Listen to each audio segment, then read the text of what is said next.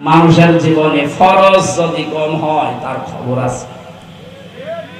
এই যে আমাদের উপরে 5 ওয়াক্ত নামাজ যে ফরজ, এই যে 5 ওয়াক্ত নামাজের ভেতরে আবার ফরজ আছে 13টা। কয়টা? 13টা। নামাজের বাইরে ভেতরে মিলে ফরজ কয়টা? 13টা। এই 13টা ফরজের একটা ফরজ যদি আপনার আদায় হয়নি, 12টা আদায় হয়েছে, সওয়াব হবে 11টা? 12টা? 5টা? কি হবে? কিচ্ছু হবে না, জিরো, শূন্য, কোনো দাম নেই। এখন যদি বলেন কেন, আমি তো 12টা আদায় করেছি, একটা না এদিক ওদিক হয়েছে, অন্তত কিছু না কিছু দিক। আপনার বিবেকে কি বলে আল্লাহ দেবে? এই জবাব দেওয়া লাগবে, দেবে। এইটা যেমন সহজে বুঝলেন যে ফরজ বাদ গেলে ওটার আর কোনো গুরুত্ব থাকে না, ওটা জিরো হয়ে যায়, শূন্য হয়ে যায়। আমাদের মানব জীবনে আল্লাহ ফরজ দিয়েছেন পুরা কোরআনে কয়শো? আরো জোরে আরেকবার বলেন। 499টা আপনি মেনেছেন, বিশ্বাস করেছেন, একটা মানেন না, বিশ্বাসও করেন না, অবজ্ঞা করেন, আরো রাগ করেন। আপনার সওয়াব হবে 499টা? 5টা? কিচ্ছু হবে। এই জন্য আমাদের সাবধান হওয়া লাগবে যে মানুষের হক আদায় করা, এটা কি নফল না ফরজ? এই 15 বছর হক আদায় হচ্ছে। আমার যে হক ছিল একটা টিপ দেওয়া, সেইটাও দিতে পারি নাই। মানুষের হক আপনি নষ্ট করলেন। আর এই কথাগুলো কোরআন দিয়ে হাদিস দিয়ে বলতে গেলে আপনার শত্রু হয়ে যায়। আরে ভাই, আমি আপনাকে বাঁচাতে চাই। এখন যদি বলেন ভোট বয়কট কোথায় পেলেন? কোথায় পেলেন মানে সূরা নিসা 5 নাম্বার পারা 6 নাম্বার পৃষ্ঠা 5 নাম্বার লাইনের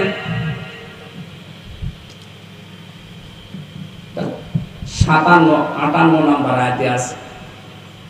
আল্লাহ পাক বলেন, ইন্নাল্লাহা ইয়া'মুরুকুম আন তু'আদ্দুল আমানাতি ইলা আহলিহা। আমানাতি বহুবচন দিয়েছেন।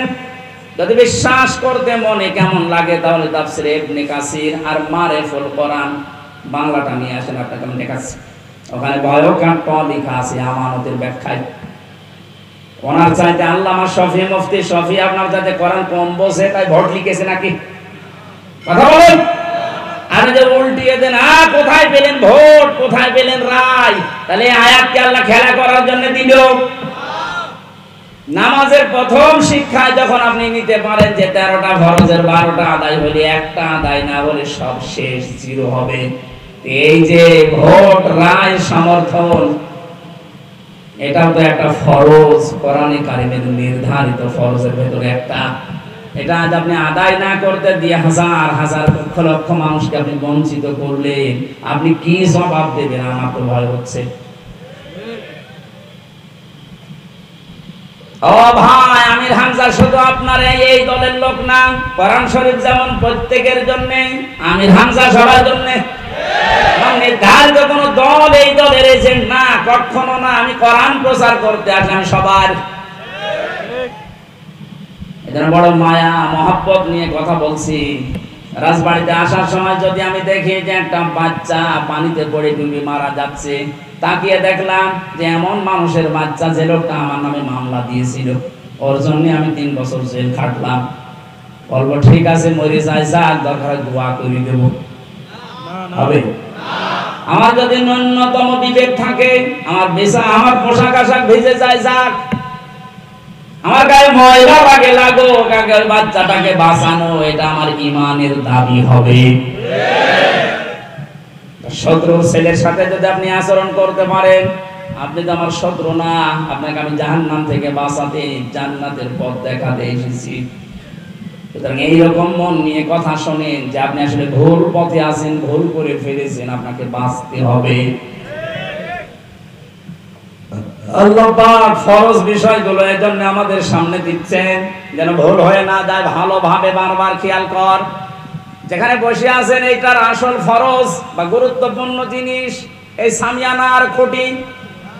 সামিয়ানার খুঁটি না থাকলে এটাকে কেউ প্যান্ডেলই বলবে না, মঞ্চ, স্টেজ বলবে না। এখানে আরো জিনিস আছে, এই যে ফুলগুলো, লাইট, এই যে ক্যামেরা, এই যে সাউন্ড বক্স, এই যে চার কাপ, মাইক, এগুলো না থাকলে এটা স্টেজ বলবে না। বলো না কেন? এটা যেমন সহজে বুঝলেন যে এগুলো না থাকলে এটা স্টেজ, খালি খুঁটি আর সামিয়ানা থাকলেই আপনার জীবনে আসল ফরজ যেগুলো আল্লাহ কোরআনে দিলেন কত বললাম, বলেন এর বাইরে আরো এরকম এই ফুল লাইট ক্যামেরা এগুলো আছে যেগুলো নফল মুস্তাহাব সুন্নাত মুবাহ এগুলো বলা হয়, ওইগুলো আপনি জনমের মতো করেছেন কিন্তু ফরজ বাদ, সব বাদ না, হয়তো 499টা করেছেন, একটা করেননি, আরো মানেন উনি কেউ বলতে গেলে আপনি তারা ছেড়ে দিয়েছেন। তাহলে বলেন আপনার সওয়াব কি হবে, আপনি নিজেই বলেন। এখন যদি বলেন কই আমি হজ করেছি, আপনার হজ বাদ, নামাজ পড়েছি 6 ওয়াক্ত তাহাজ্জুদ মিলে সব বাদ। এটা যদি না বুঝে থাকেন আমি আবার রিপিট করব বলেন, আর যদি বোঝার পরে না বোঝার ভান করে থাকেন এদিকে আসেন, আসেন, এটা ক্লিয়ার কিনা বলেন। এটা মাওয়াজিন শব্দটা কোরআনে আল্লাহ দিয়েছেন, ফাআম্মা মান সাকুলাত মাওয়াজিনুহু ফাহুয়া ফি ঈশাতির রাদিয়া। এই শব্দগুলোর বিশ্লেষণ আছে। ওজন দেওয়ার জন্য আমরা যেটা জানি যে ওজন, অনেকেই মনে করে মিজান, মিজান মানে ওজন দেওয়া না, মিজান মানে মানদণ্ড। মিজান মানে কি? আমি মালয়েশিয়া কিছুদিন আগে গিয়েছিলাম, মিজানুর রহমান আজহারি, ওনারা জিজ্ঞাসা করেছিলাম যে মিজান মানে অনেকে আমাদের দেশে মনে করে দাড়ি পাল্লা, আপনি কি বুঝেন না? মিজান মানে দাড়ি পাল্লা না, মিজান মানে মানদণ্ড। পৃথিবীর প্রতিটি জিনিস পরিমাপ করার জন্য, মাপ দেওয়ার জন্য একটা আলাদা আলাদা যন্ত্র আছে না নেই? এখন যদি বলে স্টেজটা একটু মাপ দিয়ে দেন তো, এটা দাড়ি পাল্লা তুলে দেবেন? কি দিয়ে মাপবেন? ফিতা দিয়ে। কি দিয়ে? এই যে পানি এর ভেতরে যদি বলে এইটা মেপে দেন তো, ফিতা দিয়ে মাপবেন? কেজি দিয়ে, লিটার দিয়ে? এই কথা বলবেন। চাউল যদি নিয়ে এসে দিয়ে চাউল মেপে দেন, ফিতা দিয়ে মাপবেন? কি দিয়ে? প্রতিটি জিনিস পরিমাপ করার আলাদা আলাদা আলাদা যন্ত্র আছে না নেই? প্রতিটি যন্ত্রের নাম এক না আলাদা? এটা বুঝেছেন? কিয়ামতের ময়দানে যে আল্লাহ আপনাকে মাপবে মিজানের পাল্লায়, কি মাপবে? আমল। কি? এটা জানেন তো যে আমল মাপ দেবে? মিজানের পাল্লায় কি মাপা হয়? আমল। বলেন আরো জোরে বলেন। আমল মানে কাজ। আমল মানে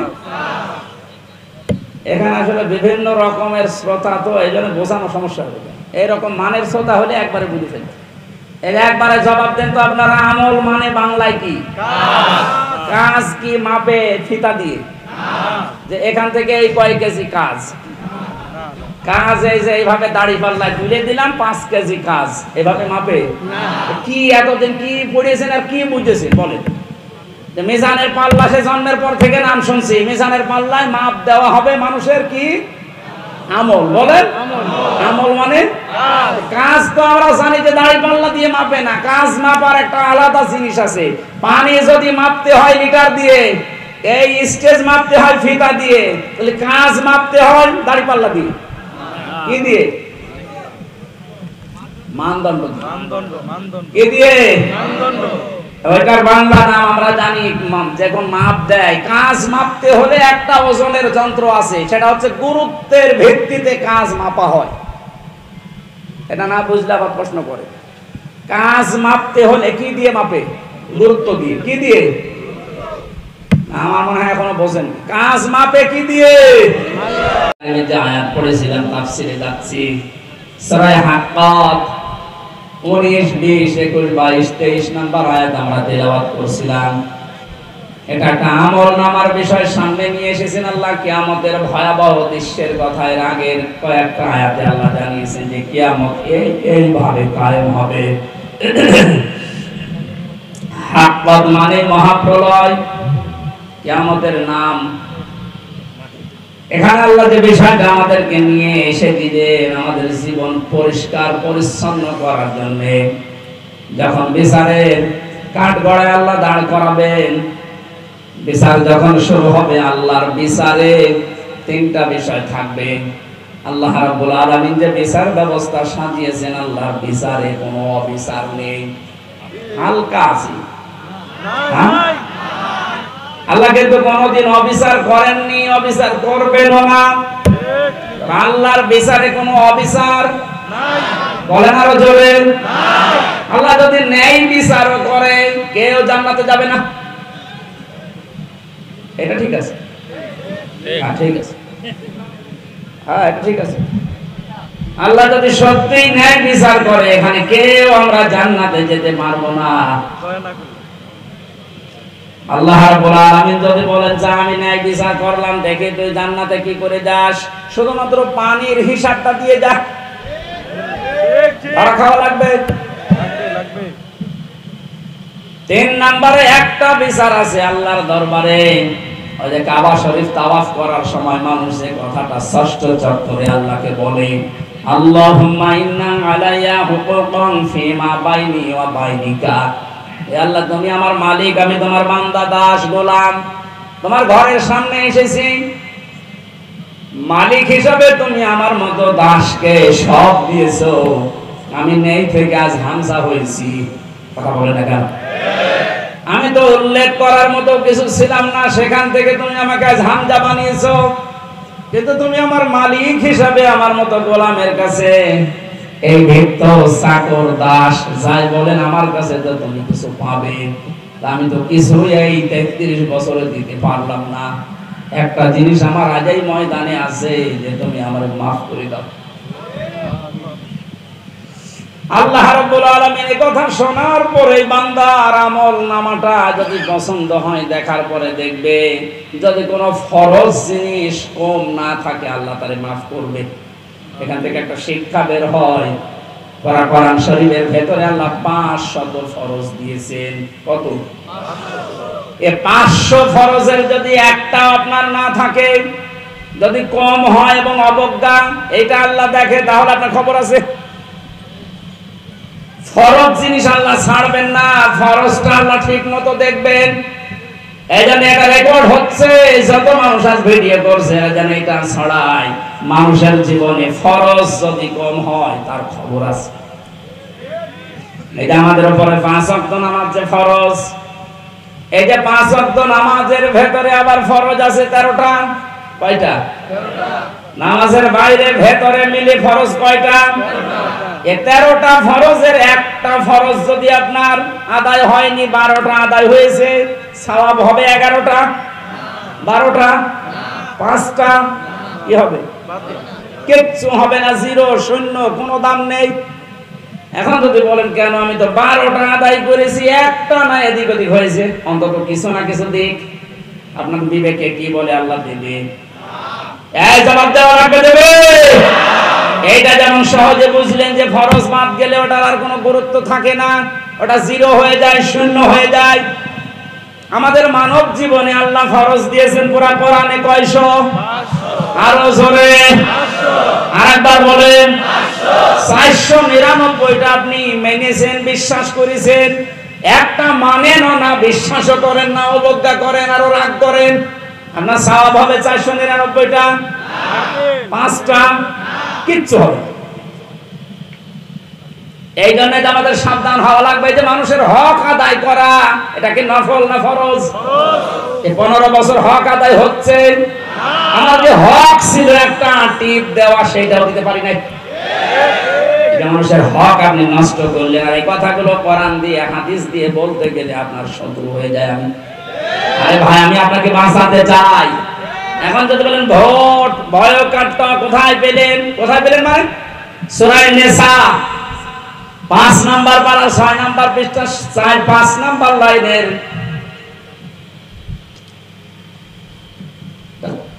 57-58 নাম্বার আয়াতে আছে। আল্লাহ পাক বলেন, ইন্নাল্লাহা ইয়া'মুরুকুম আন তু'আদ্দুল আমানাতি ইলা আহলিহা। আমানাতি বহুবচন দিয়েছেন।